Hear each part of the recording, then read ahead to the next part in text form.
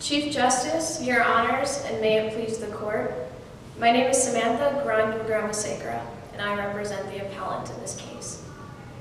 Your Honors, in the spirit and interest of justice, this Court should find that appellants are entitled to a remedy in court where they would otherwise have no other feasible alternative. We respectfully ask this Court to reverse the Circuit Court's decision and find that appellant is entitled to a remedy under the Business Corporation Act of 1983 for 3 reasons. First, the statute of limitations does not contemplate scenarios where victims do not exhibit symptoms of injury until after the statute of repose has ended.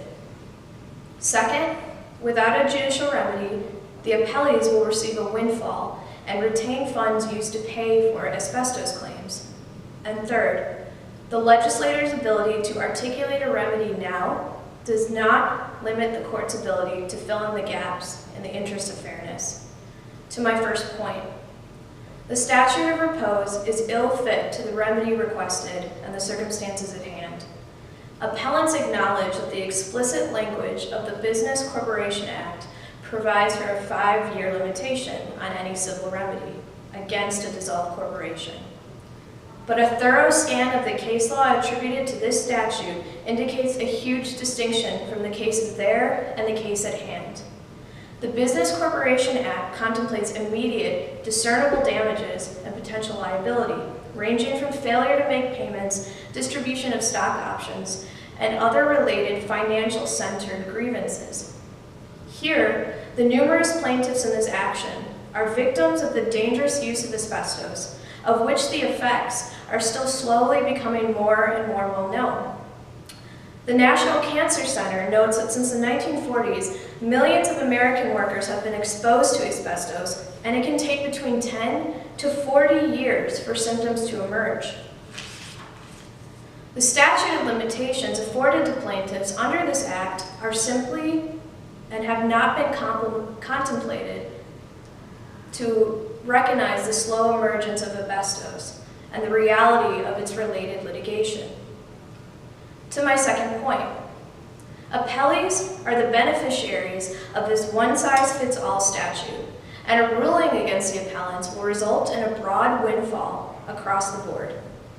By prohibiting appellants to pursue a just and equitable remedy in court, the Business Corporation Act, combined with Illinois law's prohibition on direct suits against insurers, will sanction injustice to a massive class of current and undetermined plaintiffs. The amount of corporations who have dealt or are continually dealing with asbestos-related products continues to dwindle, and the clock keeps ticking, leaving little room to accommodate the very serious but slow onset of cancer-related symptoms.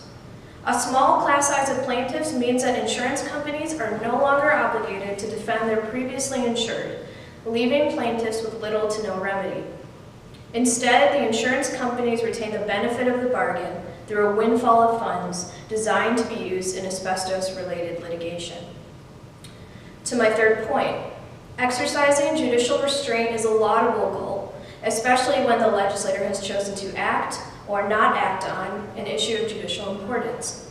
But in light of emerging circumstances of a growing plaintiff class with little to no opportunity to pursue liability, it is this court's job to act in the interest of justice and fairness, to preserve a path for an otherwise impossible remedy.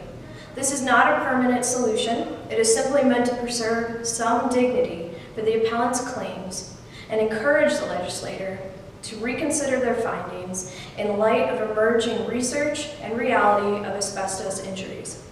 And for these reasons, we respectfully ask this court to reverse. Thank you.